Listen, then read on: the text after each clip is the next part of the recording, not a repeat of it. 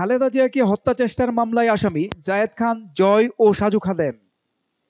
BNP chairperson Khaleda জিয়ার গাড়িবহরে হামলা করে হত্যা চেষ্টার অভিযোগে চিত্রনায়ক জায়েদ খান, অভিনেতা শাহরিয়ার নাজিম জয় ও সাজু খাদেম সহ ৫০ জনকে আসামি করে মামলা করা হয়েছে। ২৫ আগস্ট রোববার ঢাকার মেট্রোপলিটন ম্যাজিস্ট্রেট জাকি আল ফারাবীর আদালতে ব্যান্ডশিল্পী আসিফ ইমাম বাদী হয়ে মামলাটি দায়ের করেন। আদালত বাদীর জবানবন্দি গ্রহণ করে অভিযোগটি মতিঝিল থানা পুলিশকে এজাহার হিসেবে গ্রহণ করার নির্দেশ দিয়েছেন। মামলার উল্লেখযোগ্য আসামিরা হলেন শেখ সেলিম, শেখ হেলাল, কর্নেল ফারুক খান, ফজলে নূর তাপস, সাইদ খোকন, হাসানুল হক ইনু, রাশেদ খান মেনন, বাফুফে সভাপতি কাজী সালাউদ্দিন ও সাংবাদিক শাবান মাহমুদ।